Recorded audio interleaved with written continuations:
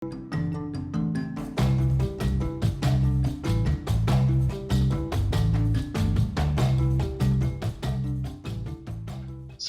good evening if you are in Asia, and we know there's a few of you. Definitely good afternoon if you're in Africa or Europe. And if you've just got up in the Americas, well, good morning. Thank you very much for joining us. So this is a session focused on iSDAsoil, which is a soil map of Africa that we've recently made freely available on our website, isdaafrica.com. So I hope that's what you're expecting. If you weren't, well, stay with us anyway. We're going to have a bit of fun with our digital maps over the next hour or so. I'm Jonathan Crouch, leading the team at ISDA, and I'll be chairing this session. Our plan is to break this session into 3 sections. First of all, we're going to have a demonstration of the resource. Then we've got some panel members who are going to give some feedback on their actual use of it, and they might come back with some questions. And then after each of those panel members, we will open up to questions to the audience and other questions that we have. And then in the final part, we'll have a general Q&A with the whole audience. So as we're going along, please feel free to put questions in the question box, and we'll try and arrange them into themes and deal with those in the right place as we go along. So let's dive in. I see the numbers are starting to build. So Matt Miller, our lead data scientist, is going to walk us through the resource. He's been managing this project. It's become his baby. First of all, I should also, before you get going, Matt, I should just take the opportunity to thank our technical partners, Tom Hengel and his group at Envirometrics, for all their wonderful work in helping us to bring this dream into reality. And Tom's been working with a couple of groups called GI Lab and MultiOne. Okay, Matt, I'm going to disappear and I'm going to leave it to you. We hope the technology is kind to you. Good luck. Fingers crossed. Thanks, Jonathan. So I'm just going to share my screen now. Hopefully you can all see that. Shout if not. So thanks everyone for joining. My name is Matt Miller. I'm the lead data scientist here at ISDA. I've been working on this project with our collaborators at Envirometrics for about, well, the best part of the past year and a half. So quite a lot of time and effort, blood, sweat and tears. And we're really excited to finally get it out into the community and release it publicly. And we hope by the end of this session that you will share our enthusiasm. So I'm just going to give you a brief bit of background to iSDAsoil and then jump straight into a demo. So we're calling it a farm level digital soil map because we've mapped soil properties at 30-meter resolution, and we finally believe that that's at a scale that's relevant to the individual smallholder farmer's field in Africa. So the first step of producing the maps was to bring together all of the data sets which we use in the mapping process. So we've brought together about 100,000, well, over 100,000 soil data points across a number of different data sets. And you can see the distribution of the data points on this map here that we used. And the main data sources were from the AfCPA 1 and 2 projects. There's about 40,000 soil sampling locations that we used, and this was a project that many of you will probably be familiar with. It was funded by the Bill and Melinda Gates Foundation, aimed at improving African soil information, and lasted about 10 years. We've also included the African Soil Profile database information from ISRIC, which was also compiled as part of the AfCPA project. There's 13,000 locations, and also Land PKS, which is crowdsourced soil observations. Also IFDC, so various projects that they have been involved in, and Africa Rice and Tomasa. And there's also a number of other data contributors that we've had. So in order to get from these point locations into a consistent map at 30-meter resolution, I'm just going to give you a brief overview of our technical mapping process. So we've produced soil properties, as I said, at 30-meter resolution, and that equates to about 24 billion individual predictions that we've made per soil property. And as any of you who have worked with data will know, the first starting point here is cleaning data. So it could be very messy. It was collected by different people using different techniques at different times. So it was a bit of a mess in some cases.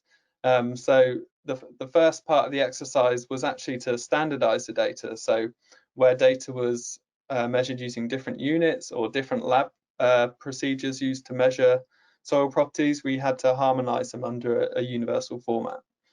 Then we detected and removed outliers or bad values. So we really wanted to remove these because they can throw our predictions off. They can be caused by all sorts of things, such as faulty lab equipment. Some of this data was even manually entered. So maybe if someone fell asleep on a keyboard with an Excel cell open, they could add a couple of zeros, which would have thrown everything off. So we iteratively did this cleaning a few times and then loaded it into a consistent training points database. We then overlaid it with our satellite data and our other covariates. So these covariates are very important because they're what we use to predict on a consistent geospatial basis. And we used 250-meter resolution satellite information. So coming from the MODIS satellites, other satellite products, also climatic information, so rainfall, temperature, and also terrain information such as a digital terrain model that we actually developed for this, slope angle, aspect, things like that. And we've also created covariates at 30-meter resolution. And this is really what's allowed us to improve our resolution down to 30 meters. So this is Sentinel-2 data, Landsat 7 and 8 data. And it took quite a lot of time and effort to produce cloud-free versions of these images, but it proved to be worthwhile because they provided us with additional predictive capacity for our soil properties.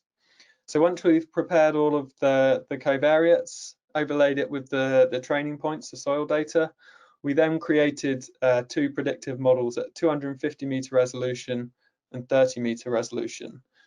And this is where the magic happens, if you like. We used an ensemble machine learning approach. So we used a few different algorithms, so tree-based algorithms such as random forest, neural networks, general linear models to produce our soil property predictions. We ran these independently for 250-meter and 30-meter resolutions, and then finally we merged the outputs into a single layer. And the outputs are soil property predictions, but also model errors, and I'll come back to that later. Finally, and a very important part of this process is an expert check. So we need experts, people who know what to expect from the soil properties in specific locations, to validate what we've done to make sure that the machines aren't creating rubbish, basically. So this was a really important part. We had collaborators from Rothamsted and World Agroforestry Centre to check the maps that we were producing.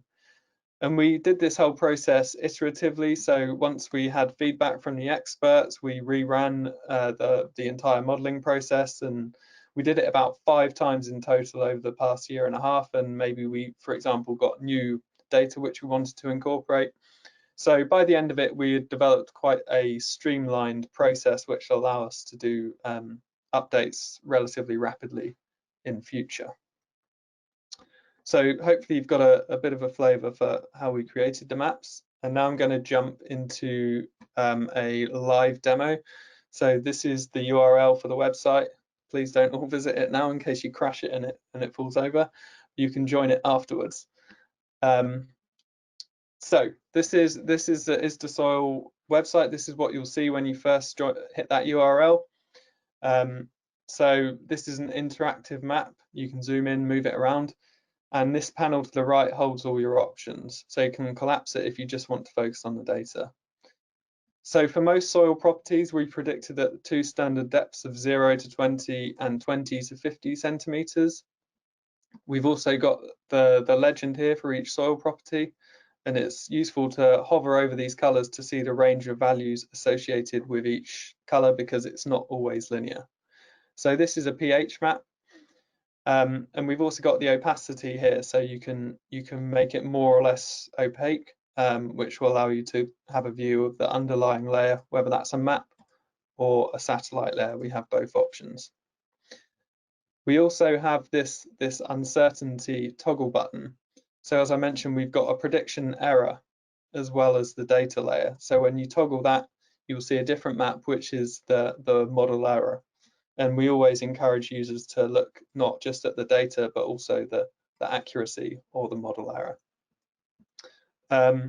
So we've produced 4 different categories. So we've got chemical properties, organic carbon. So I'll just switch this back to data.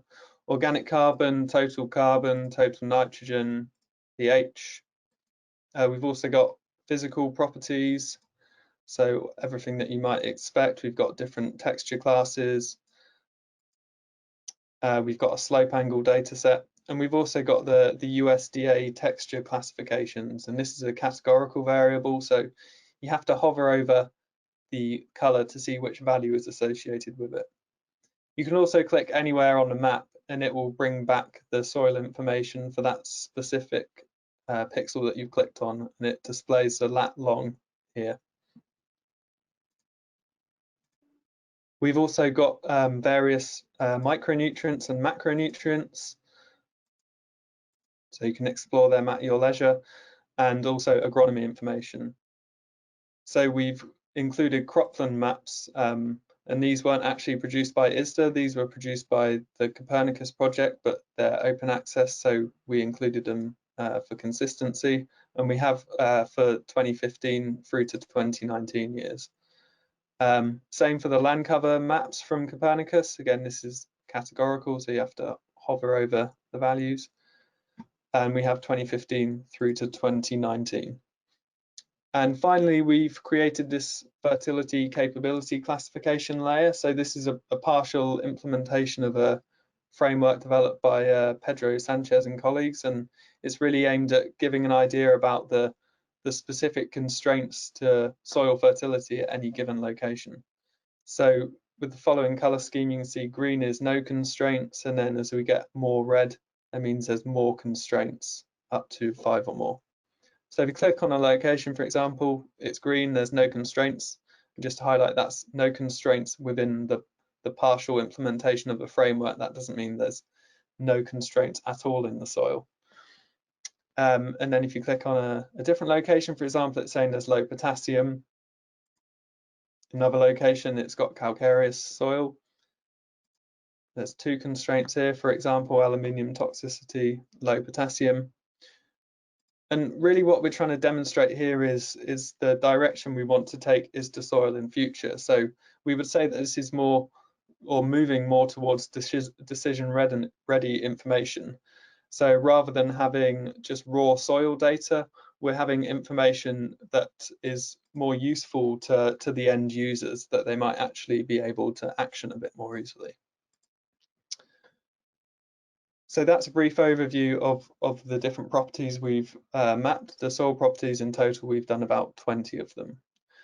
So I'm just going to focus on a specific location now. So this search bar works much like Google Maps, for example. You can type in a location like Accra, but you can also type in a lat long, or a latitude and longitude comma separated value, to find a specific location.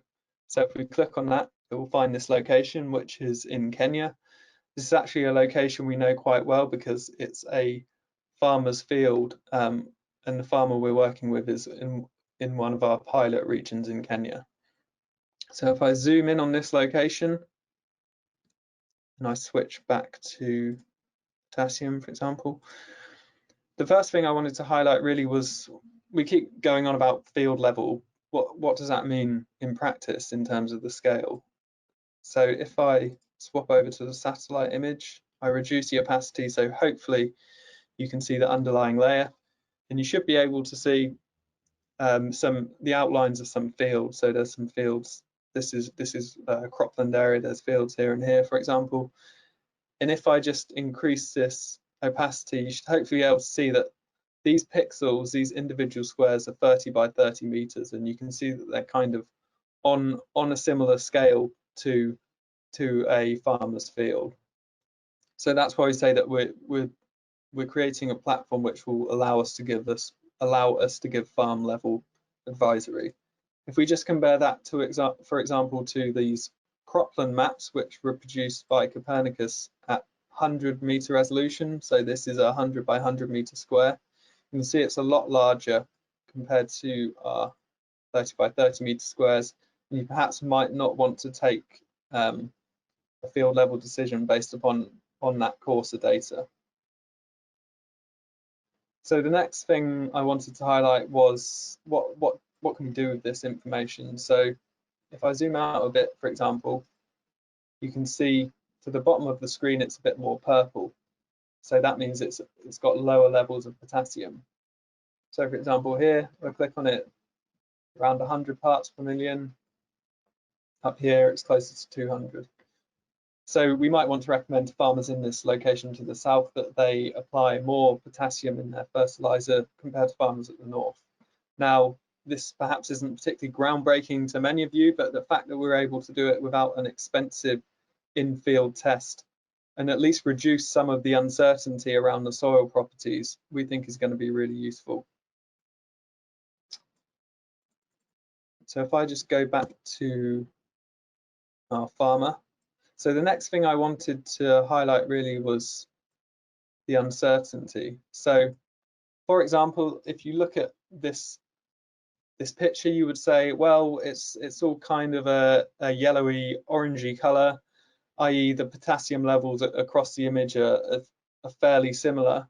So we might recommend, for example, that the same amount of potassiums be applied to all the farmers in this region for their fields. However, not so fast, because if we toggle the uncertainty button, a very different picture is painted. So we can see this blue color on the left of the screen. That means there's high prediction uncertainty. And this yellowy color towards the right of the screen, there's lower prediction uncertainty. We're more sure that the predicted value is correct. And we've actually provided that information when you click on a location. So 180 parts per million is the predicted mean value, but we've also included this variability, which is one standard deviation either side of the predicted mean. I'm not sure if you can see it, but it says it's between 120 to 270 parts per million. If we then click over here, for example, the same predicted mean, but if we look at the variability, we can see it's more narrow. It's between around 160 and 200 parts per million. So although the soil properties look similar, we might not want to recommend that these farmers do the same thing. Mostly these farmers on the left here, we're less certain of the predictions, so we might want to suggest they make a less risky investment. And we always have these questions about what we've produced is, well, can I trust the data? How is it correct? And what we're trying to say here is, well, we don't know exactly for your purposes whether that level of accuracy is good enough, but we're trying to provide users with as much information as possible in terms of the prediction error so that they can make their own decisions about whether this is an acceptable level of error or whether they need to, for example, reduce their uncertainty by doing a soil test. So if we go back to our farmers field, the final thing I wanted to highlight was the fertility capability classification again. So continuing on a theme of site-specific management. Again, we know that the soil properties, or specifically the potassium for this area, is roughly similar, but the FCC says that there's no constraints on our farmers field, but over here there's a slope constraint.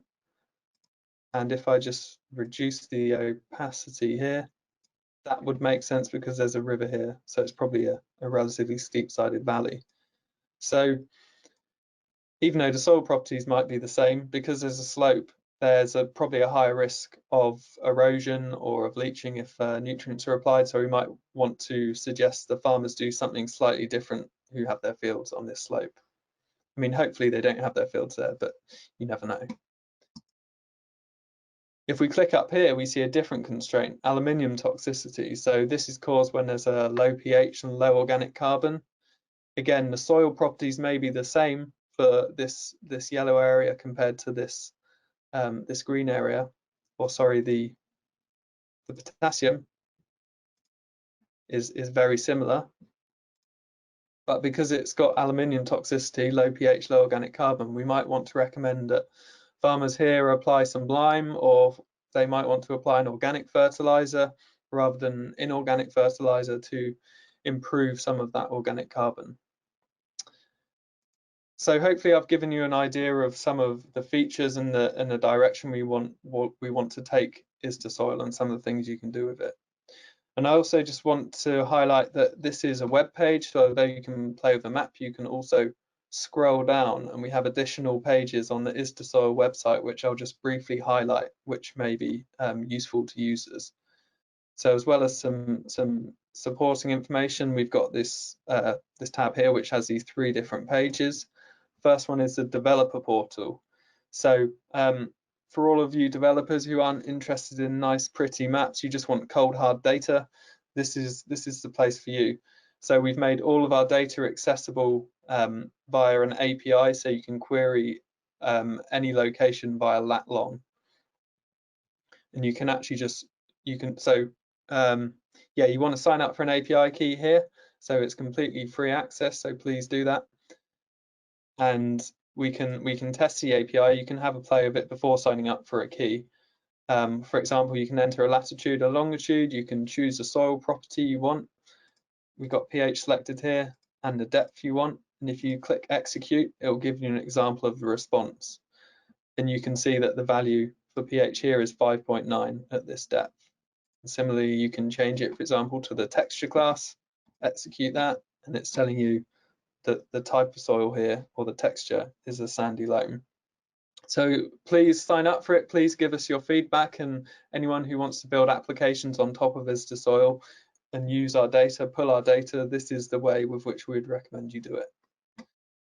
We've also got a technical information page, so that goes into a lot more detail than what I have today. So for any of you looking for further details on our process, our process for creating maps, this is where you go. And finally, an FAQ section. So again, before sending us an email with your questions, just double check that we haven't already answered your question in this section, because we thought about 20 questions that we regularly get asked, which we've already answered here. So I'm just going to jump back to the presentation. Also worth mentioning that all this data is licensed under CC BY 4.0, so it's completely open access, and we will make the entire entire data sets available for bulk download via Zenodo. So you can visit that website and download the actual files. So these are relatively large, tend to be about 5 to 10 gigabytes. We are also working with the Google Earth Engine team. So you can access all of our data via Google Earth Engine. That's not quite ready, but if you sign up to our mailing list, we will let you know when that data becomes available. So just to finish off this part, again, please visit our website for more details. You can sign up to our mailing list. And if you've got an idea for an application of this, you want to build a service to supply advisory for smallholders or any other agronomy information, then get in touch with us, info@isdaafrica.com. And thanks to our collaborators, so Envirometrics, and they helped with the machine learning.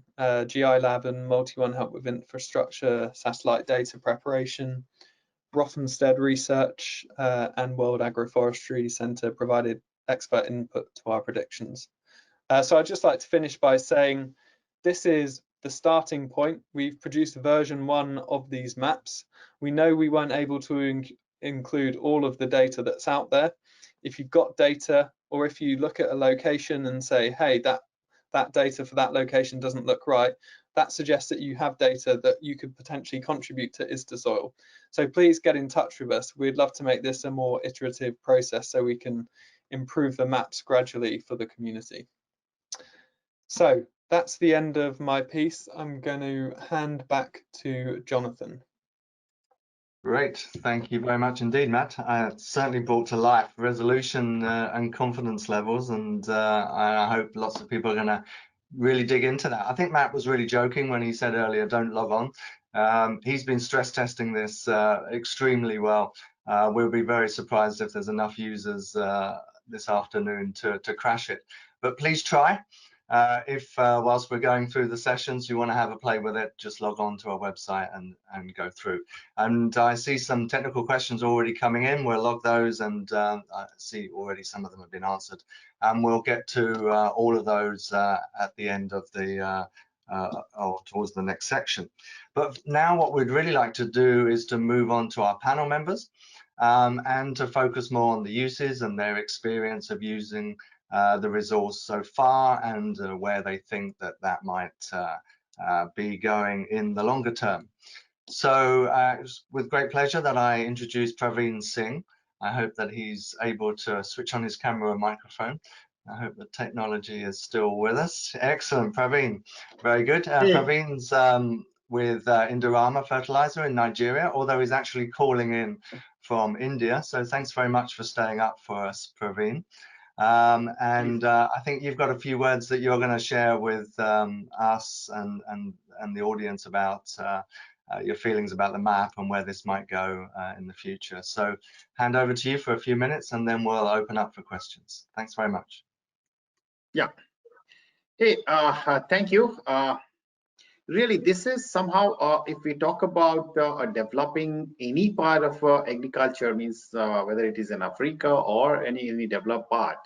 So the basic or the foundation for any crop productivity system is to efficiently utilize the resources. And the first step for your crop management and a crop nutrition, which is almost 40 to 50% of the total input cost, is the soil analysis information. Or if you go beyond not only the nutrient, it's what is the challenges you have. So what we are doing in Nigeria, we are also working on a similar kind of a model. And our aim is we can provide a one-touch solution to farmers. So what I mean, using these information, a farmer can just log into the place and he can even get the fertilizer recommendation. Because for a farmer, for academic purpose, this information is really good. I can use that information for my policy designing and my future products. However, once we talk about the maximum population or the farmer, the grower, so we need to take it to a further level by where the farmers can just click on his field or his location with the help of our agronomist or maybe some other field staff, maybe other social workers, and they can get their requirement of fertilizer and they can judiciously use the fertilizer. And if we talk about the nutrient management, if the farmer is not efficiently utilizing that fertilizer, there is a significant loss. In case of a urea, what we are producing and we are selling, if the fertilizer is not being used properly, there is a chances that the farmer is going to lose around 20 to 80% of the fertilizer applied. So with that vision and with that thought process, we are also developing some wet soil laboratories, because there are a good number of tools are available to assess your soil fertility level, but there is no replacement for your wet chemistry or a wet soil lab. So we are in the process of developing that, and we are also want to just collect the desired number of samples, where after analyzing, the farmer can get direct recommendation, which is, according to me, is the ultimate purpose of this map. And yeah, we are heading towards really something which is required for the development of African agriculture. And yeah, it's a great work, but yeah, long way to go. And we are happy to be a part of this initiative. and we are ready with my whole team in the field, because they are right now using a simple portable soil analysis kit, where they are giving their fertilizer recommendation based on a qualitative result. So maybe the participants, they know that based on the color of that analysis, they are categorizing the soil low, medium, and high, and specifically for a NPK, the major nutrient. Going forward, as I've seen that good number of nutrients is being covered, we also have to widen up our micronutrient, because before the deficiency start occurring or start developing the deficiency in that growing area, we have to be proactive, and we have to at least ensure that whatever the developed countries are struggling with, that okay, once the deficiency is there in the soil, then we are starting supplying our micronutrient. So this initiative, developing that fertility map, can give us an option for planning as our future product. Like, we are working on a product where urea is our core product. What we are producing in Nigeria, we have a good fertilizer urea plant with a capacity of 4,000 tons per day. And we are supplying urea. We are happy with that business. But as a future, what we are looking for, we need to provide a micronutrient customized urea. What does it mean? It means we want to get an information that what is in an area like if we talk about northern part of Nigeria, if there is a zinc deficiency, boron deficiency, or any other nutrient deficiency is there, we want to customize, because we don't want to take any risk on a losses of these nutrients, because if the loss is there, it's mean it is a loss to my grower. So what we are planning to give you a crop specific and area specific urea coated with micronutrients. So what we are dealing with, we are going to produce a micronutrient customized urea, and this is the platform where we can get at least the initial information by which we can just design our strategy, though we are doing a lot of field trials and the institutional trials, but this information is going to be the start point for us. So thank you for giving me an opportunity, and I'm here to share further on the topic. So over to you. Great. Thank you so much, Praveen. We are really excited about what you're doing on the ground, and definitely we think there's a lot of synergy between what we can be doing in the cloud and what you're doing on the ground. So really interested, I'm just going to pick up on one of the questions that's come in from the audience as well. Just to tie that in with what you were saying about you're setting up labs for wet chemistry analysis in the field. And I guess you've already got some experience with that. Are you experiencing problems with the consistency of the analysis coming out of those labs, or are you finding that that's relatively easy to keep that fairly consistent? See, I am just commenting because we are going to establish our own laboratory with the all quality measures. So we are not going to face that inconsistency in our results, because it is going to be controlled by the professionals, and we are very clear on that part, because this information or the soil analysis result is going to create a basis for our future strategy. So we cannot afford even having any kind of a deviation from the real information. So we have already developed our process for a quality control, so we are sure we are going to get the consistent result for our targeted area. Yeah, so there is no kind of excuse we want to take for giving any variation from the reality. Yes, yeah, absolutely, and I think you've got the resources to do that really well. I think one of the things that the question from the audience was more about is when you've got data sets that are based on wet chemistry referencing from different places, well, then this starts to become a problem. And certainly in answer directly to that question, for the data sets that were originating from AFCIS, all of those were referenced back to the same wet chemistry lab. in order to minimize that level of error. But what we're trying to do, and this is a little bit of a plug for one of the things we're trying to do on the ground, is to save everybody having to do what you're doing, which is build their own wet chemistry lab on the ground, and try to build a community that can tap into a centralized wet chemistry lab. And we're at the moment working with the USDA lab in Lincoln in the USA, and try to bring economies of scale to many of those players who don't have that level of resource, because I think that's definitely a big concern for everybody. We keep putting this shout out that we really want to get data and exchange data and aggregate data with everybody, but if we don't have that consistency of referencing and some sort of central pivot point around all these data sets, then that's going to be quite messy.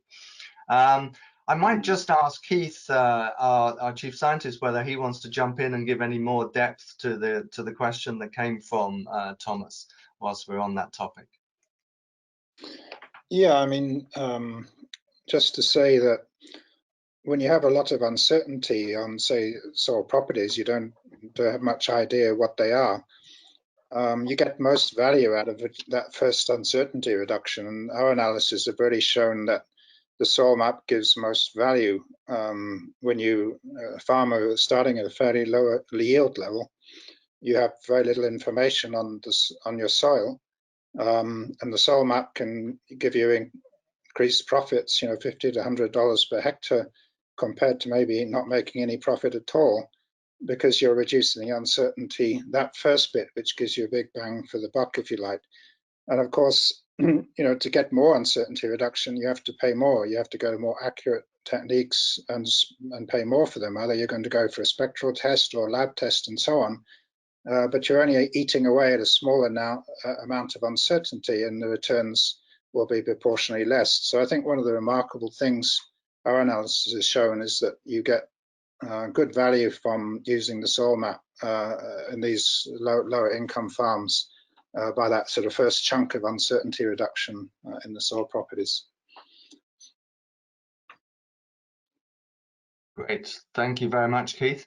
So Praveen, I think we've actually used up your time now, but we would love you to hang on there, and if we get into questions and answers later in your area, we would love to pull you back again. But thank you so much for sharing your views and your experience and your visions for the future.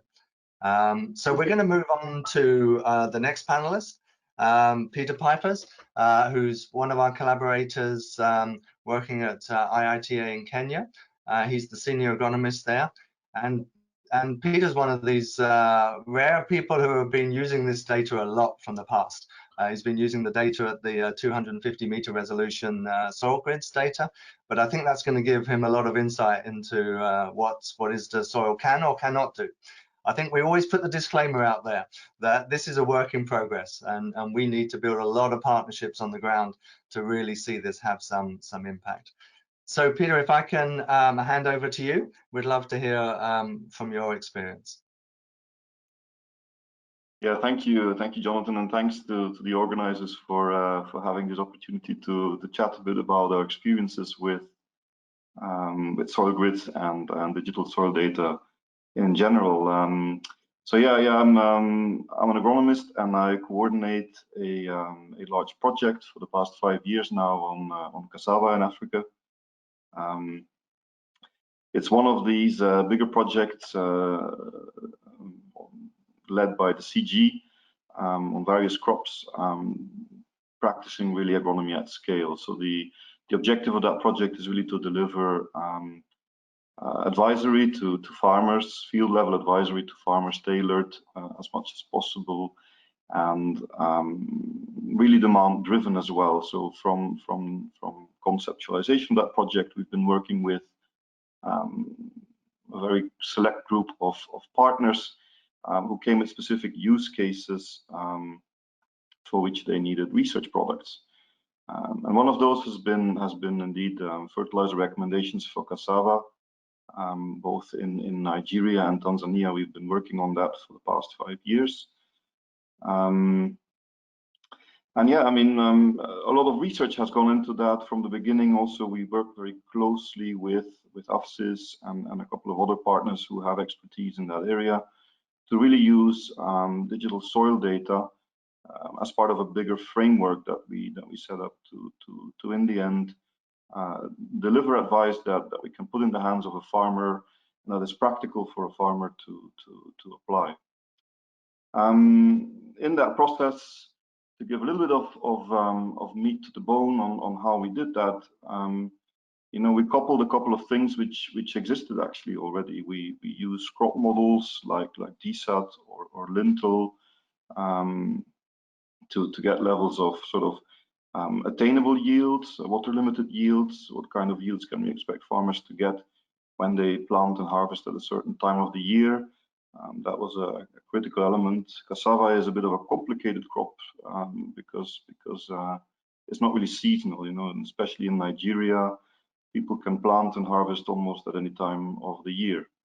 So we needed good crop models to be able to get an idea of what kind of yields farmers can expect or could attain under ideal conditions for their given planting and harvest schedule. And then we coupled that with a QEFTS model to get an idea of nutrient response. Now we dismantled QEFTS a little bit and we spatialized it a lot as well. And as part of that, what we needed to get were good predictions of indigenous nutrient supply. So we needed to know how much nitrogen, phosphorus, and potassium, which are the three most important elements for cassava, just like any other crop. So what kind of levels does the soil provide? We did loads of nutrient omission trials to train those models. I think in the end, across 2 countries, we've done almost 2,000 nutrient omission trials, and that has given us sort of the necessary data to apply machine learning on top of digital soil information to get an idea of what the soil can supply, and then what needs to be added from fertilizer, obviously. We've been fairly successful, I think, because we've not only used the digital soil information, but we've also brought in essential covariables that we essentially collect from farmers. So we do put in some field level information that we need from the user. We need sort of a yield classifier, some information on cropping history, and that combined with the digital soil data from the soil grids from ISRIC, basically, we're getting up to R-squareds of 0.7 for nitrogen, maybe a little higher even, and then for potassium, which is the most difficult one to predict, we're getting up to 0.5 thereabout. So that was actually good enough, I think, to then also really use that to make predictions of fertilizer recommendations. We further did a bit of work to use an optimizer to not only give recommendations in terms of fertilizer needed to achieve a certain yield, but to maximize returns on an investment. So what the farmer usually wants to hear is, if I want to invest $100 in my field of a hectare, what kind of fertilizer should I purchase? He or she does not really think in the sense of, you know, I want to achieve a certain yield. How much fertilizer do I need to achieve that yield? It's for a farmer much more an economic calculation that is driving his decision making. So yeah, I mean, and in the end, all that came together into an application which we released last year, which is called Aquilimo. And we have a growing user base in both countries. We've also started working with a number of digital ag companies who are incorporating our advice into their services, providing it through SMS or IVR, or through even some form of a chatbot service to farmers on the ground. So that's been a bit our story. Now, just in the last couple of weeks since this 30-meter resolution map has been released, we've already been able to use the API I think we've also done the bulk download, so we can confirm it's all out there, it's all available to use. And we've even tested our machine learning algorithms to see if we can get some improvement over the earlier soil grids maps. And I'm happy to say we actually saw some improvements, pushing up our R² from 0.7 for nitrogen to 0.75, even close to 0.8. Even for potassium as well, which is the most difficult element. I confirmed it yesterday with our chief data scientist that indeed also for potassium, we've been able to push the R² up slightly. So yeah, I mean, I'm happy to say that I think efforts like iSDAsoil and having a resource like that is really a great opportunity and has been a great resource, and that has contributed to the achievements of our project. And I think yeah, I think it's made possible, I think, a number of developments for Africa, which otherwise would not have been possible. So a lot of, I think, the advances that have been made in agronomy at scale research within the CG and beyond are thanks to investments like these in digital soil information. Maybe one last point before I stop talking is I think it's also very valuable to not have just the predictions, but as well the error on those predictions, because it allows you to also look into what the impact is when you look at those errors and propagate them through your modeling system in which you apply them, to give some sense of risk associated with those predictions, as both Keith and Matt already alluded to. Indeed, what you want to do is, especially when you make recommendations to farmer to make relatively large investments, you want to find some way of also putting some I wouldn't say disclaimer, but at least some sense of risk associated with that prediction towards your end user. It's not always straightforward to do with smallholders, but I think it's definitely a field that can do with a little bit more research and in the end also looking into practical applications of such information. So with that, I think I hope this is sort of what you're expecting, and yeah, looking forward to doing much more with such digital soil resources.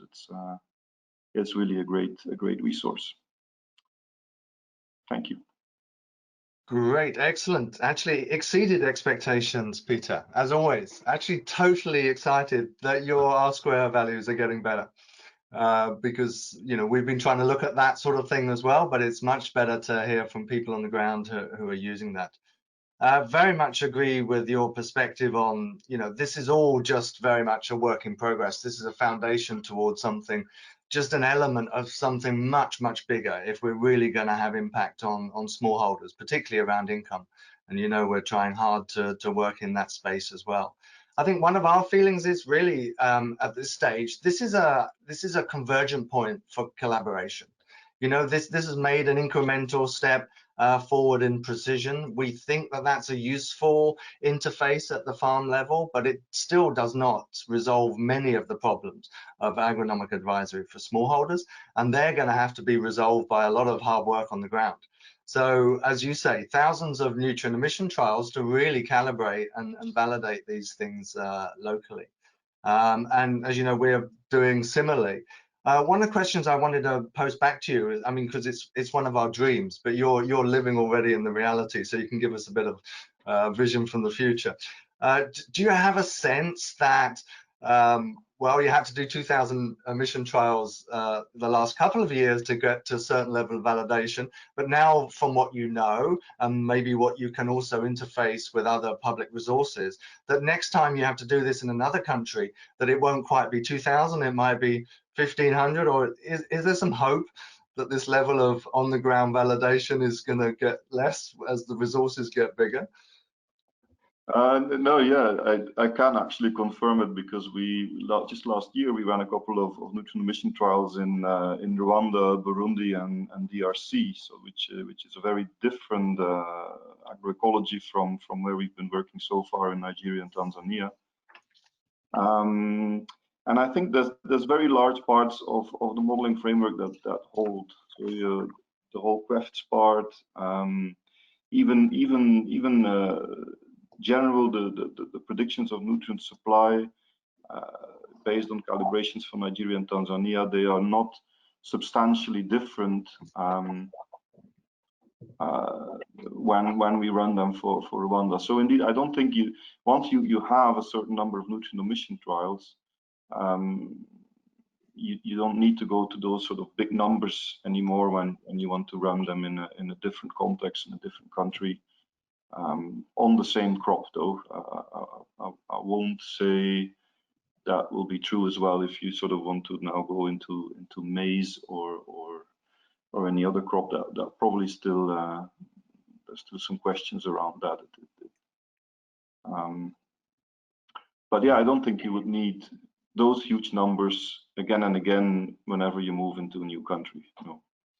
It's wonderful, music to our ears. So you've been doing it on cassava, our mutual friends have been doing it on potato, we've been doing it on maize with others in the CG as well, of course. So it seems like there could be a possibility for really building more than some of the parts collaborations around these different on-the-ground efforts.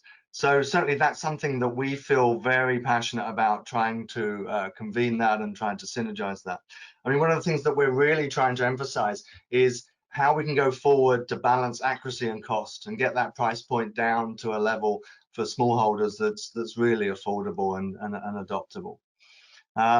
Okay, well, I could talk to you all day as usual, Pieter, but I'm going to have to just move on for the moment. But if you can hang on there, we may come back to you later, but we've used up our slot for the minute and we're going to move on to the next. So thanks very much indeed for your thoughts. We certainly have one big question for you later, but we'll leave that and we'll give that to all three panelists at the same time. So my great pleasure to introduce Rick van der Bosch. Rick, I hope you can switch on your video and microphone. Excellent, very good, Rick. So Rick is the director of ISRIC and the home of Soil Grids. And so we build on the shoulders of everything that went before, and that's very much on Rick's plate from the past. So Rick, we know that you're managing many different projects, and we very much look forward to hearing some of your opinions on where this might fit into some of the broader aspects of what's going on. And also, if you wish, you can compare it with 250-meter resolution soil grids. We're always open to that. We just heard from Pieter something promising, but I'm sure you'll have something more grounding for us as well. So let me turn over to you. Very much looking forward to your thoughts. Go ahead. Yeah, thank you very much, Jonathan. And also, thank you very much for having me on the panel. Sorry. For those in the room that don't know ISRIC, ISRIC is the International Center for Soil Information and Reference. We've been founded 55 years ago, in a moment that people thought it was necessary to have a place where people can go to learn about soils and to get information on the soils. And that vision actually still stands.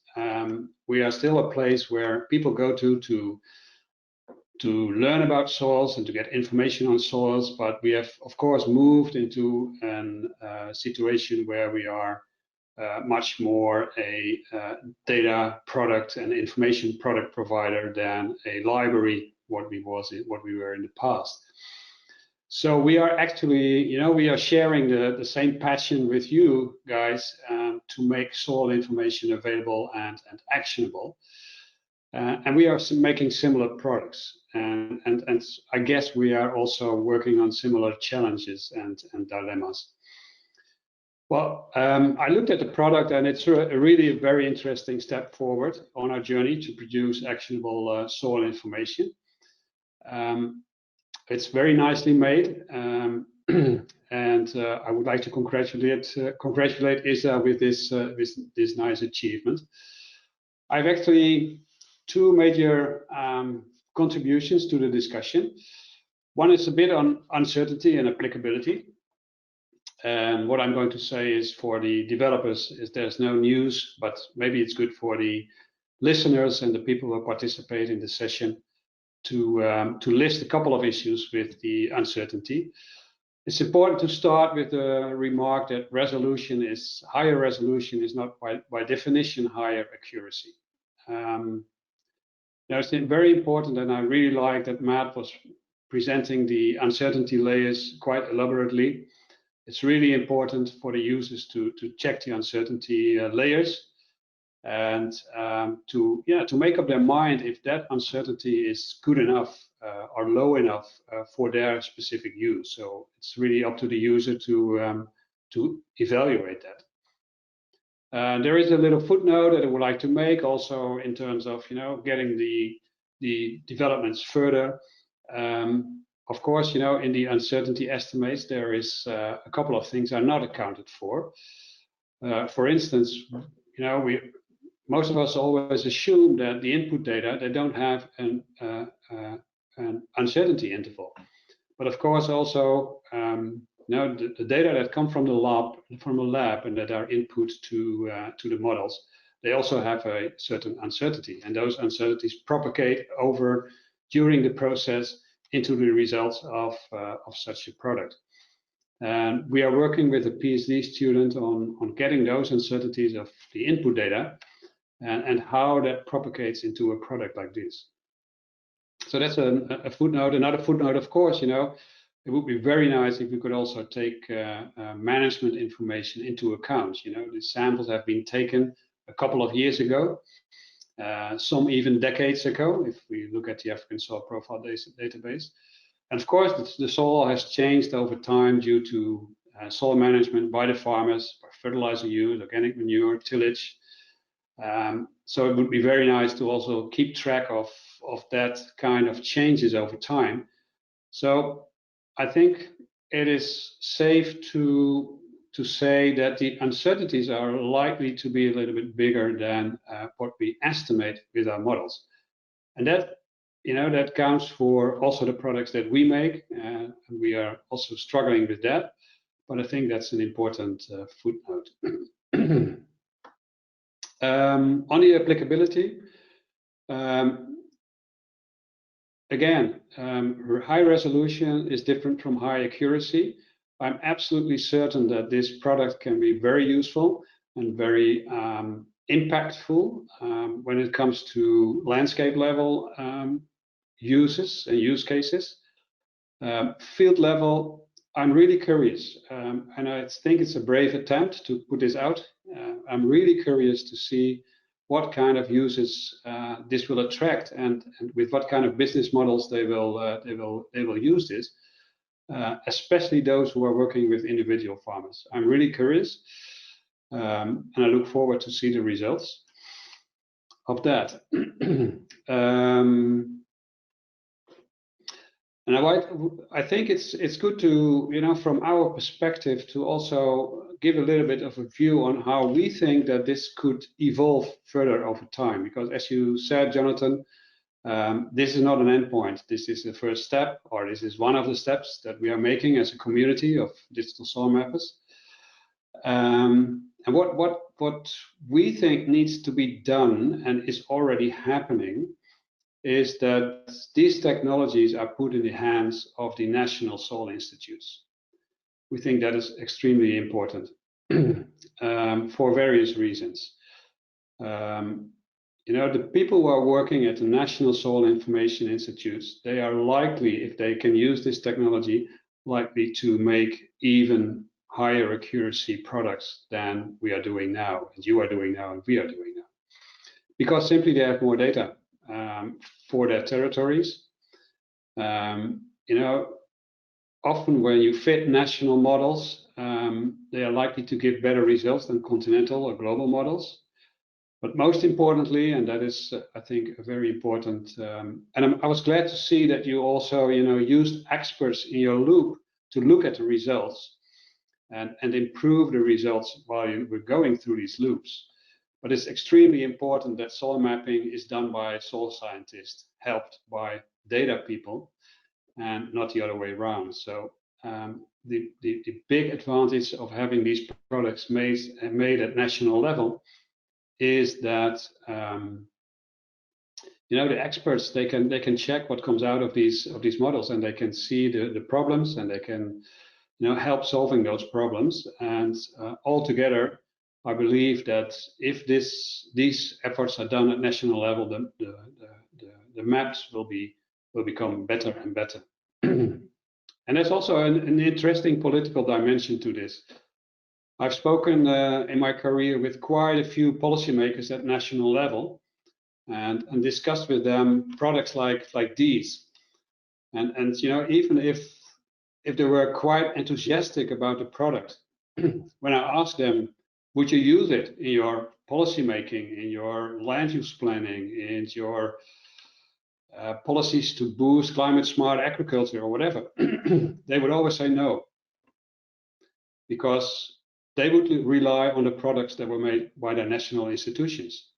They have invested for like 40 years in those national institutions, and they would be, using those products that are made nationally by their national institutions. So I think it's really important that we move on together and try to set up, programs where we stimulate the national soil institutions to work further from this point, join forces with international institutions, national soil institutions, funders, and to set up a program like this to combine capacity building and national map making together. And actually, the Global Soil Partnership is a partnership that provides a very nice mechanism for this. So if you would ask me what would be the next steps, I would say let's work with the national institutions and make national level products. Otherwise, I would really like to congratulate you. It's been a pleasure to see what the product can do. We will definitely look into it much further. We haven't been, Jonathan, I need to disappoint you. We haven't been able to really compare in depth the accuracies and the uncertainties of this product and the SoilGrids product. We will do that but that will be after Christmas, and then we will come back with you with some results. That was it from my side. Thank you. Over to you, Jonathan. Excellent. Well, thanks very much, Rick. And without being prompted at all, you've ended where I wanted to pick up. My big question for all three panel members was, what's next? What should we be doing collectively and individually? But just before we throw to that, I totally resonate with what you're saying about on the ground demonstration and use cases with local partners, and that's exactly what we're doing, both commercial and national program. And I don't think there's any substitute for that at all. And you've got to build that up from the ground. And I think what we've got, as we've been saying several times here, is just a resource to build on top of. And I think we have great hope that we can build fertilizer recommendation tools that will go into agronomic advisory tools for advising farmers. But we don't have any expectation that this is a short step to something in the hands of a farmer and giving them direct advisory. I mean, we're very much committed to the feeling of extension agents and village level advisors being an essential interface in that process. So anyway, thanks very much for putting us on track. I'm now gonna, because I think we need to make sure that we have enough time for the overall discussion, but I'm just gonna hog my opportunity to throw that big question to the other panel members. But hang on there, Rick, don't go away too far, because definitely I'm sure there'll be some other questions that we'd like to throw around the three panel members. So maybe I can throw that big question of what next, what should we be doing, what should other people be doing around this resource, back to Praveen and Pieter. And whoever turns their video on first is welcome to have a first shot in the dark of where we or the community at large should be focusing our efforts. Of course, if you don't put your video on, I shall probably get the idea that okay, Pieter, excellent. Thank you, excellent. I'll go to Pieter first. First come, first serve. What do you want us to be doing, or the community? All right, thank you. Should I turn my video on, but I have to turn my my camera on, my microphone on as well. So what I think is sort of next. I think, yeah, Rick also said it. Higher resolution is not necessarily higher accuracy. So finding ways of pulling in whatever data and whatever people are out there that have data to increase that accuracy would definitely be one. But I think secondly, I like very much what Matt showed in terms of, you know, getting some more decision-ready derived information into your resource.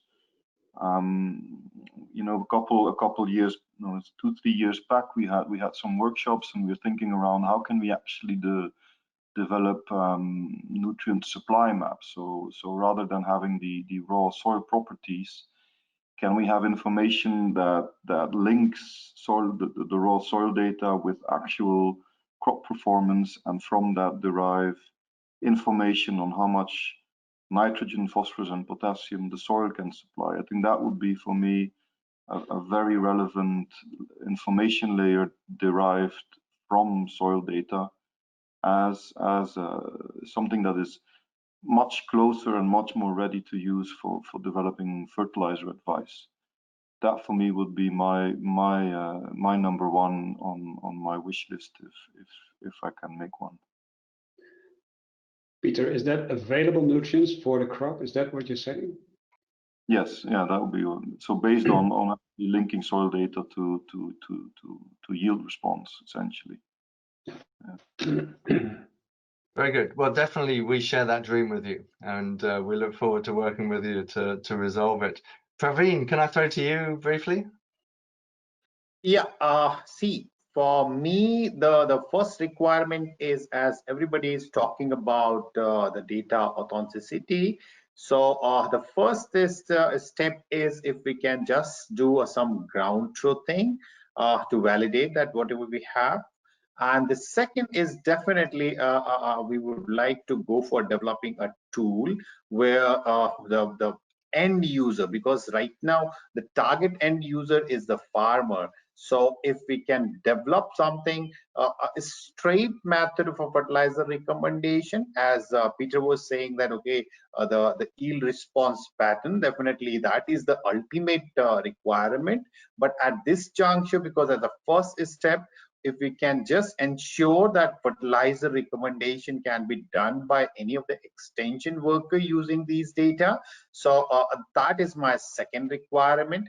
And the third level is definitely if we can just try to link with this whole initiative with the commercial organizations, then definitely the real use of this whole information is going to take place there. So first is the authentication or a ground truthing. Second is developing a tool for a fertilizer advisory services or a fertilizer recommendation. And third is just collaborating with the fertilizer companies or companies who are working for a crop nutrition to make this model as a foolproof model for the growers.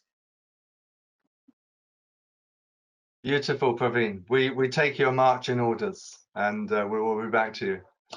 Okay, excellent. Well, look, we're going to go into the general Q&A with the audience, and I'm hoping that somehow in these satellite sites all over Africa, there's somebody sitting at a computer ready to type in some of the questions that those members of the audience have.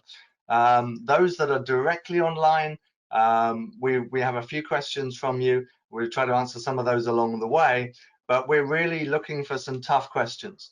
And what we're going to do in the medium term is we're going to answer questions that have been prepared earlier that we like to answer.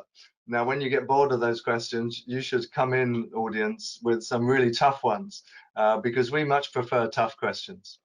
What I'm going to do, members of the panel, could I just ask you to switch off your videos for a little bit? You had take a rest after your hard work. Thank you very much indeed. And I think the members of the ISDA team were going to pop up as we go through some different questions. And if we're really struggling with questions or they're very relevant to specific panel members, we will throw them back there. So we're going to start with probably the most frequent question that we receive. It might even be part of the frequent asked questions on the website. And I'm going to throw this one to Jamie, our CTO, and that is related to updating the map. Many times people have different layers of questions about that. What do you have to say about that, Jamie? Thanks, Jonathan. Well, I think actually the panel have gone into this in quite a bit of detail, and if everyone was following along, Matt talks about the importance of the covariates that go into the map. So the satellite data, that's relatively easy to update, but what's really interesting to us and what would really improve the accuracy, we believe, are the more ground truth points. So that's more wet chemistry, more infrared sample points on the ground. So to repeat what we've all been singing earlier, we're really looking for substantial new data sets. So we're hoping people can share those with us. We're also looking to generate them ourselves, but that's really what's going to trigger our updates. We want more capabilities. We want it to be a significant update. That's the real thing. Great, excellent. Well, we're going to intersperse because questions are coming in. So we want to reward people who are asking questions by dealing with them immediately. And I think I might throw this one to Keith, actually, Jamie. So we have a question about at what stage, I think, unless I've got this wrong, what stage are we going to foresee that this sort of resource starts to interface with extension agents and maybe other intermediaries with farmers? I think that's very much on our mind, something we've been thinking about a lot. Do you want to have a go at that, Keith? I certainly have a first go. Others might chip in, but I mean, it's already been mentioned, I think by Pieter, but I mean, building decision-ready applications on top of this map now is clearly our first priority going into next year. We've already sort of laid the groundwork for this in terms of fertilizer recommendations, but with the additional twist of building in risk information. I mean, what we see is the optimum fertilizer recommendation is not necessarily the one that produces the most yield, or one also needs to look at the risk of loss and also the variability and attainable yield. Most people use a fixed attainable yield to generate a recommendation, but as soon as you put in variable attainable yield, which is what happens in practice, you end up often a lower level investment may often be a better bet, in fact. So I think those are the kind of things we're looking at. Of course, building in more ground data points was also mentioned as that is clearly the limitation on the accuracy of these digital maps, is number of ground sample points. So trying to harvest more of those, I think, is another high priority. Yeah, I'll just stop there. Thank you. Yeah, that's great. And don't go far, Keith, because we have another one arising for you too. But I think it's very much linking to what I was saying in my presentation earlier yesterday, that we very much are trying to build these village level advisory extension networks to be an interface between resources or tools that are built on the ISDA soil resource and get that two-way flow of data really moving. I'm going to jump back to one of the questions that came earlier, Keith, and it's squarely in your area, and I think it's probably for you and also maybe for Pieter. And they were asking about the standardization of collecting samples and analyzing samples and how that was achieved. Yeah, I I mean, there are clear trade-offs here. As I mentioned, normally the limiting factor is the number of ground sample points you have for, for calibrating to remote sensing imagery to build the map. But that in turn is as I think Rick had also drawn attention to, has sources of error and variation. I mean, firstly, you've got different labs using different analytical methods.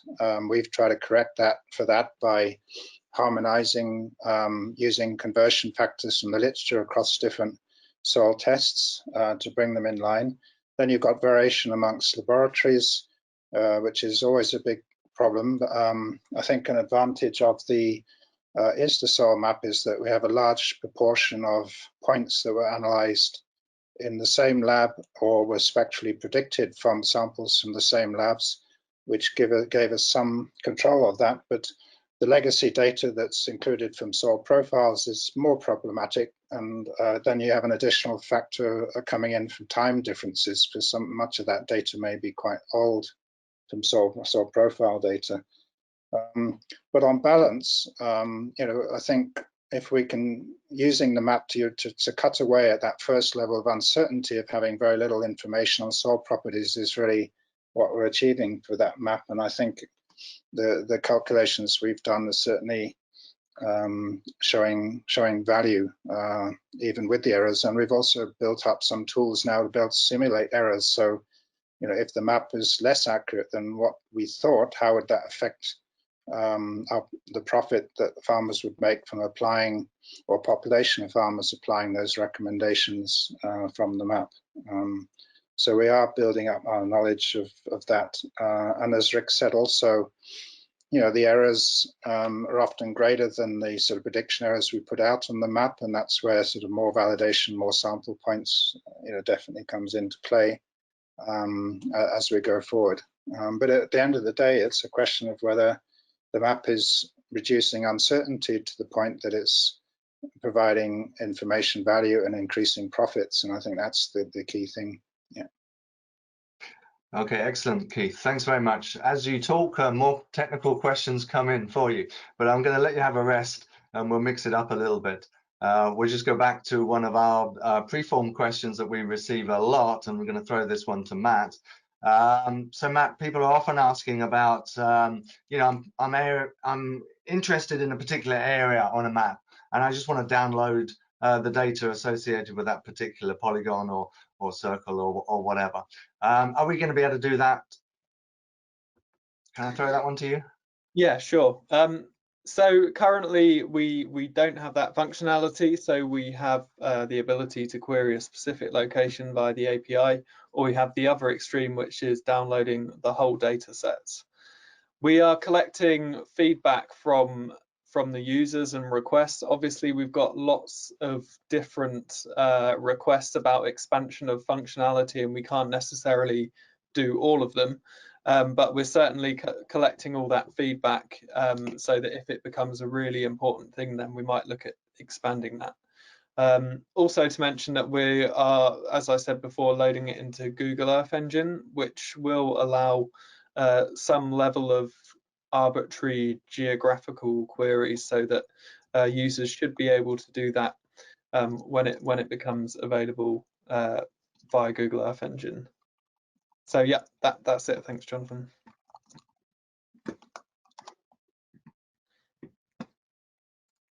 Yes, sorry, Matt. As ever, not good at multitasking. Thank you very much. We're going to come back to you for some more questions in a little while, and we're getting some more juicy ones coming in very nicely. Whilst we just arrange those a little bit, I'm going to just throw to Jamie for some of our pre-form technical questions, which I think you're going to run through a couple of those, right? Yeah, sure. I'll also add on a couple of the audience questions that we just had. So maybe I could just ask this one for Matt.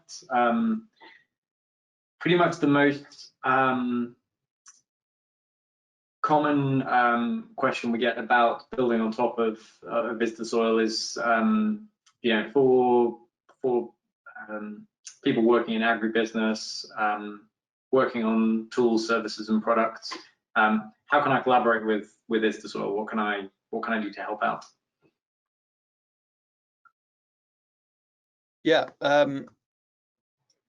put shortly, we'd love to talk to you. So we are giving some ideas out about how we think that ISDAsoil can be used, and we're certainly pursuing some of those opportunities in terms of giving some fertilizer advisory via our own means. But we know that the community is always going to come up with additional ideas, additional services, advisory services, which can be supplied to farmers, and we would love to talk to anyone who's got some ideas in terms of whether they want to co-develop something, or they want to do anything else with ISDAsoil. So like we said before, this is the starting point. We see ISDAsoil as the bottom building blocks to build up some sort of pyramid of an advisory service, and we really want to work with the community and talk to you about what ideas you might have, so that we can all build something together.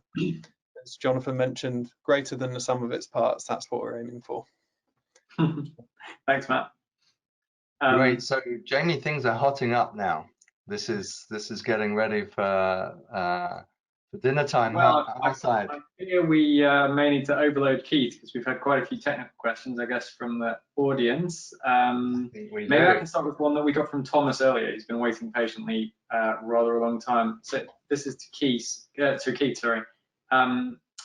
He asked, most of the AFCPA reference data is IR predicted values. I guess this was touched on by your conversation with Rick before, but do we have any idea of how to quantify that error compared to wet chem in terms of how it comes into total output?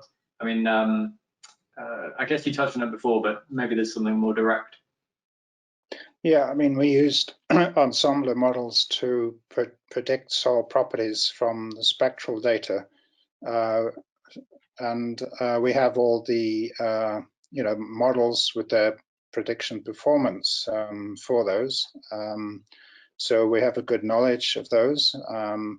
We've actually used some of that information in our simulations, so that we have simulated, supposing we used a field spectrometer and it has less accuracy than a lab-based spectrometer.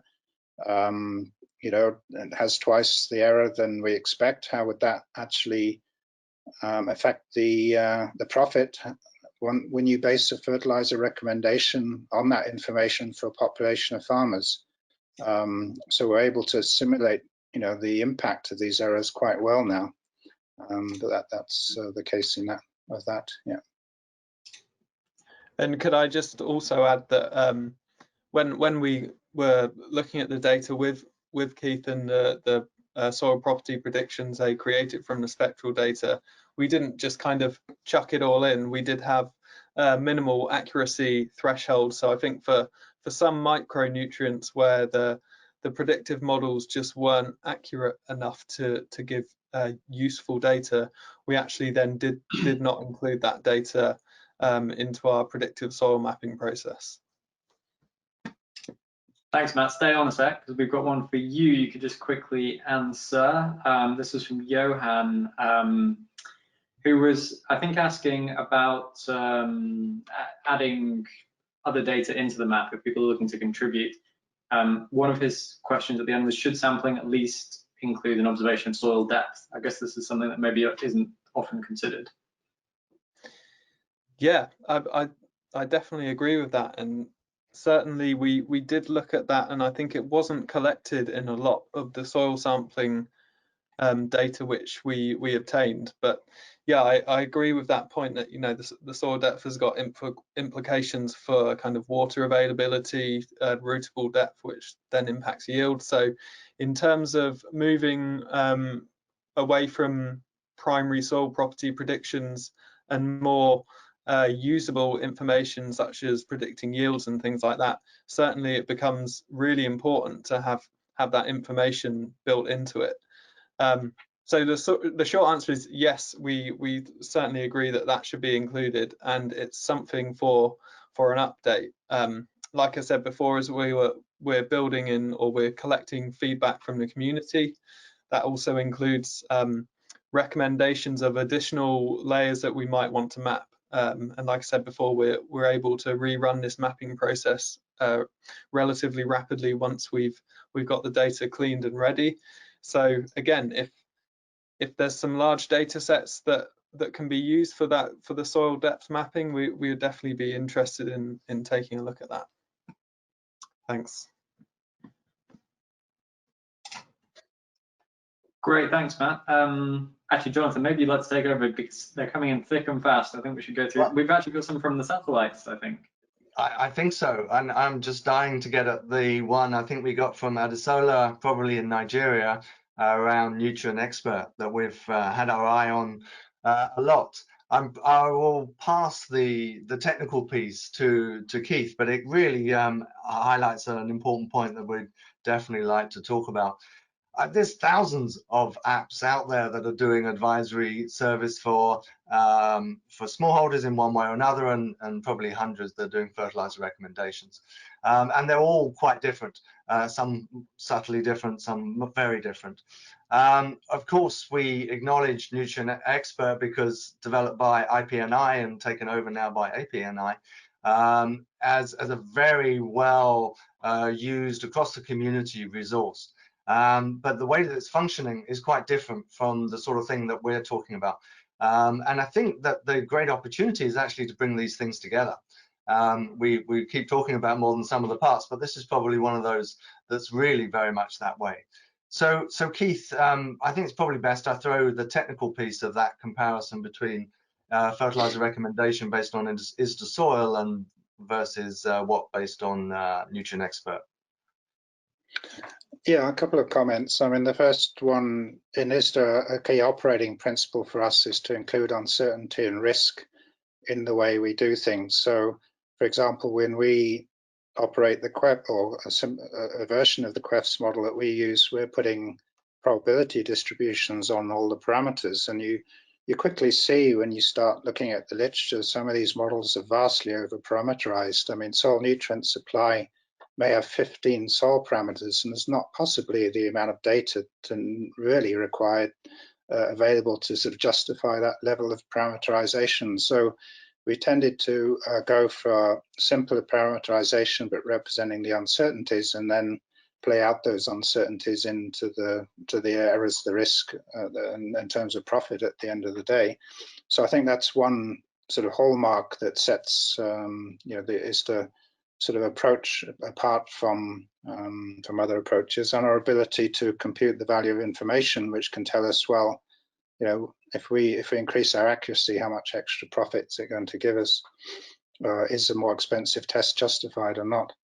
Having said that, I mean, we also have an initiative through the Excellence in Agronomy, CGI Excellence in Agronomy platform, which involves ICRAF, APNI, and International Fertilizer Association, to try and bring together a lot of these fertilizer advisory models sort of into a framework, you know, which draws on the best scientific principles, shows which ones are available, which ones are best for what, and sort of tries to also foster a climate of people working together to, in a more collaborative way, to end up with the best possible convergence or combination of different approaches. And so going into next year, we'll be starting to consult a wide range of stakeholders on that, particularly in the fertilizer industry and beyond, on some of the priorities that we should be looking at behind that. Yeah. Great, thank you very much, Keith. They are really coming in thick and fast right now. So we have an interesting one from Eric in Ghana, and I think we're going to throw that one to Matt. And this is related to the feasibility of developing time series soil nutrient maps. That sounds like something you could potentially get your teeth into, Matt. What do you think about that? Yeah, I mean, we've touched on it a bit previously in what Rick was saying, but at the moment, what we produce is effectively a static map of some sort of averaged time period, which is likely to be in the past 10 years, because that's when most of the data that we included was collected, i.e. from the AFCPA project. Obviously, there's that question around, okay, if you're predicting a static nutrient property at some given point in time, then what does the effect of the subsequent management have on the soil properties? And the answer to that is, well, at this stage, we probably don't have enough data to know. So certainly if we have repeat soil samples from the same locations as we'd sampled previously, and we also know the cropping history, then we can start to build that intelligence into the soil maps. So we can start to use time as a way of predicting soil properties, as well as just the satellite information. And that's certainly becoming more feasible as we are able to access kind of time series satellite data. So we should have a timeline of the satellite data for the periods of time which we would like to predict the soil properties. But a pragmatic approach we might want to take now is for specific locations where we want to, for example, make a fertilizer recommendation to a farmer. We would say, okay, we have these static soil properties from the ISDAsoil maps, but then if we can get information from that farmer as to what's been cultivated and how they've managed the land in the past couple of years, then we might actually be able to modulate that soil information depending on what they've done to the soil since then. We're not at that stage yet, but it's certainly something we're looking into now at ISDA, where we're going to build in management history of the soil into any of our recommendations to make sure we've accounted for that. But again, it's just a case of having enough data. We've got consistent satellite data, but we don't yet have consistent time series soil sampling data, but we hope to in the future. Great answer, Matt. Thank you very much. So congratulations to the audience for asking some really good questions. We're now in the situation of beware of what you ask for. We have asked one question from John. I'm not quite sure where you are from, John, but you are making a point about using soil sample or needing to take soil samples every year at specific locations. And really that's the bread and butter of where we are emerging from. AfCIS was working with the national programs, Ghana, Nigeria, Ethiopia, Tanzania. ISDA's now hoping to work in Rwanda with the Rwanda CIS project that's getting started there. And absolutely, this is something that's got to be going on the ground in every locality. Also, not just with the national programs, we see that as an important part, but to reach a scale of operation that we really aspire to, we're really trying to build a lot of relationships with commercial partners as well to fill in the gaps where the national programs can't. So great point, and we are basically putting out the call to everybody today. If you have data, if you have needs to move ahead in this area, you know, get in touch with us. Okay, I'm going to throw to Jamie. I think you have a interesting question that's so technical I couldn't really understand it, so I have to ask you to ask it.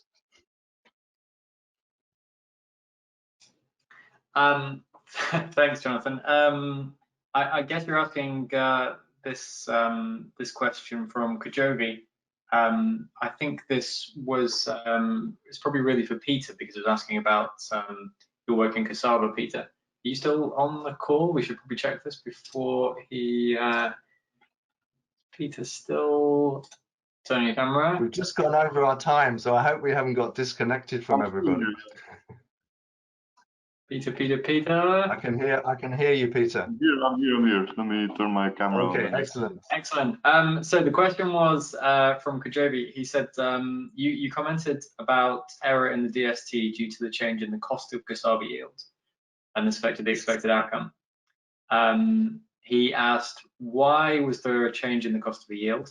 How do you prevent or control this? And what cost do you use?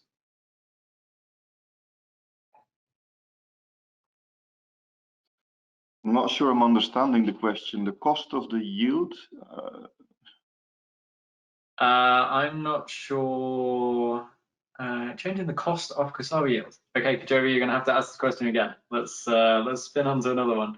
I didn't really pass it as I read it. I'm sorry, Pieter. Let's ask another question then while we would just wait for that. We had a question, is there a possibility for users to locally update the maps based on local soil information? Will the algorithms be available to qualified users? Matt, I thought you probably would want to answer that one, or I can if you would rather. Yes, so I think we will allow users to locally update the map. So we've created a global, sorry, not global, a continental map for Africa. But certainly, if users have specific data sets for locations which are so far underrepresented, then we would want to include those data and rerun our predictions. So the way users might do that is by getting in touch with us again and explaining what data you have, where it's for, and then we can make the decision about how and when to update the maps. So as I said before, it's very much a dynamic thing that we want to make updatable. So we would definitely want to know what data is available and hopefully fit it into an update schedule soon. I don't know if you wanted to add anything to that, Jamie. I was just going to add it's really an approach question, because because this relies on an overall machine learning question. It's quite difficult to do local updates without, on an individual level, without adding that data in as a whole, as you were saying, Matt. So it's quite important to conceptualize this. I think that we're all adding to this common pool of data. So it's less about local updates happening for individuals and more we want that local data to flow into the overall. So no, I think that's good. Jonathan, you probably wanted to direct. I think we just flip to a question from before. We're overwhelmed with questions, so we won't be able to cover all of them. But a common question also that we get that I'll throw, I think, to Keith, and that is, do you think the digital solutions will replace the need for agronomists and extension agents? Definitely not. I mean, obviously, what we want to do is to leverage digital tools to extend the ability of a limited number of agronomists and extension advisors to work at scale.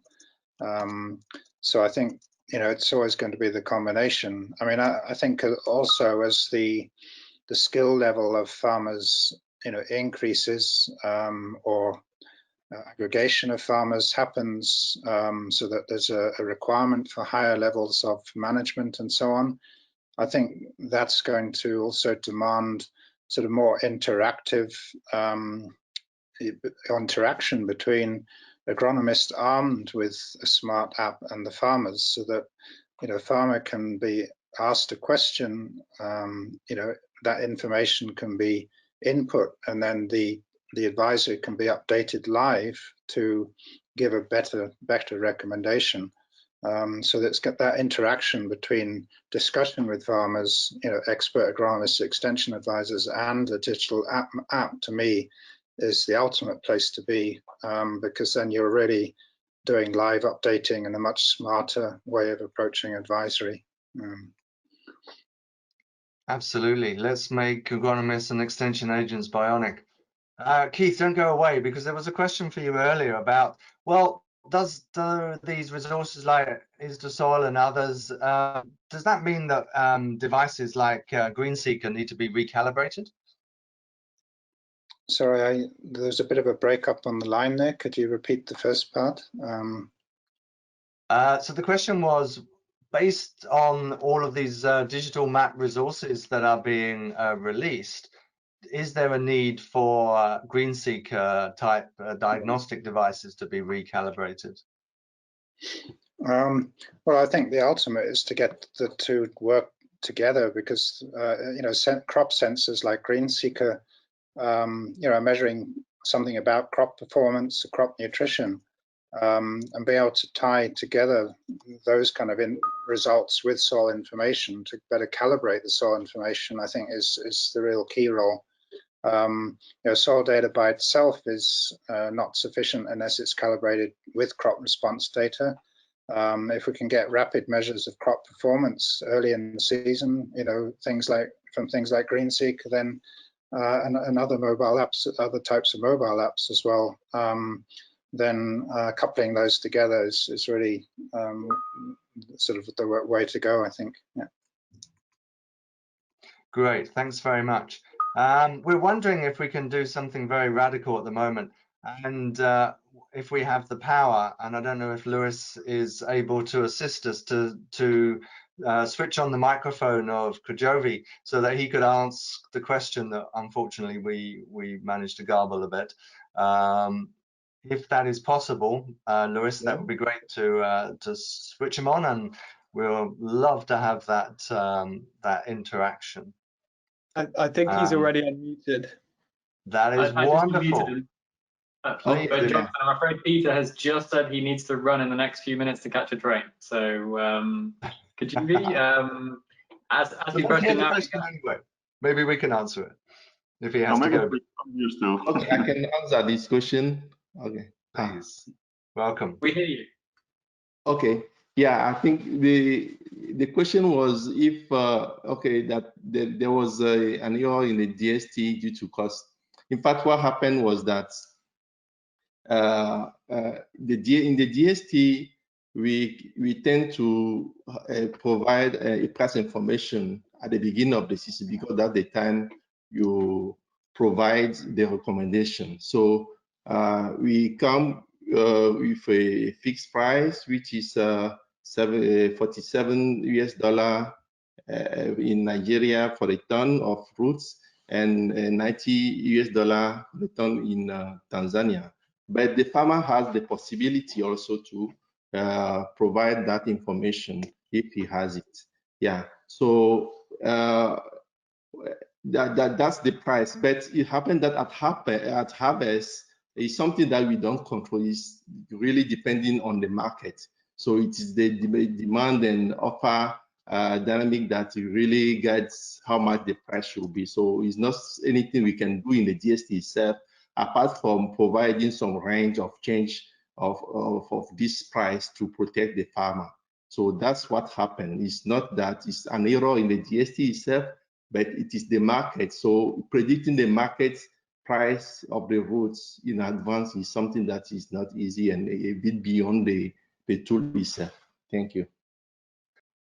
Well, thanks so much for the question. Are you still there, Pieter? Or you've Yeah, I'm here. I'm here. Okay. If you'd like to switch on and have a go at that, we'd be delighted. If it makes sense to you. I mean, Guillaume knows the background about this issue, and it's related to what I said, that when you build a tool for a farmer, you don't want to really target a specific yield. You want to target a maximal return on a certain level of investment that farmer is willing to make. Now, especially in the case of cassava, fertilizer is applied obviously at the beginning of crop growth in the first couple of months. But harvest only happens 12, sometimes 14, 15 months after. So between that period, a lot can happen, and often what we see is that the calculation made in the beginning on what kind of fertilizer rates we recommend, then yeah, I mean, a year later, that price can have changed substantially. It can have dropped, it can have increased. If it drops, then obviously that can affect really the profitability of the recommendation you've made. But it doesn't affect necessarily the technical performance of the tool, but it does have important implications for the validity of the advice towards the end user. So I'm not sure I'm answering the question, but at least explaining a little bit what the issue is. Great, thanks very much, Pieter. I think we are now officially 15 minutes over time. So I think we'll move on. Actually, Pieter, thank you so much indeed. I think we're going to start wrapping up. And first of all, thank you very much to the panel members for joining us and putting up with all of our questions and bringing us some nice insights into their own use of the resource and moving on to where that might lead us next. I'm just going to wrap up with one question that often gets put to me, and that is, it's interesting that ISDA as a company is putting out this sort of thing in a completely free way. What's going on? And really, this is something that is part of our history and a part of our future, we hope. Obviously, a lot of the data that was the basis of iSDAsoil was created by grant-funded projects. For example, the AFCIS project funded by the Gates Foundation. And so when we came into existence at the end of the AFCIS project, we very much felt that it was, it was the right thing to do to make sure that this data was easily accessible and readily usable. And so we wanted to honor that tradition of making the data completely free. In the long term, we still have very much a wish to create open resource, whether that be open data, whether that be open software, or so forth. Even as a profit-making or seeking company, we see that as a potential business model where we can build on the foundations of publicly generated data. We can build, as we've been talking about, more than sum of the parts resources. And then we, together with many others in the ecosystem, can build tailored solutions on the ground for smallholders. So we're a mission-driven organization. We are committed to seeking market opportunities to deliver our interventions, because we're very much of the opinion that that's the only way that we're going to really achieve very large scale and reach millions of farmers. But we also feel that this is a time for the community to come together and develop more blended solutions, different types of innovative business models to find solutions that are particularly well tailored to the low price point demands of smallholders. So that's where I'll finish, I think, on that question. I think we run the risk of getting disconnected if we run over too much. We've got all your questions, and if there are others, we'll answer them directly. We can see who's asked them. We'll get in touch with you. So thanks so much, everybody, for joining us today. It's been a real pleasure to brainstorm some of these issues with you. We're going to roll this whole thing again tomorrow morning for the other side of the continent. You're welcome to join again and ask a whole new set of questions. But until then, unless any of the other members of the ISDA team have anything to add, I think we'll sign off. If the ISDA team can all come back on camera, it would be nice for us all to be seen before we sign off. Keith, Matt, Jamie, and this is the techie end of the business of ISDA. There's a whole bunch of other team members working on the ground trying to deliver the interventions into impact. Okay, well, it's been a real pleasure. Thank you very much for joining us, and thank you for staying with us for such a long time. And we look forward to you reaching out, and we hope to build collaborative projects with you in the future.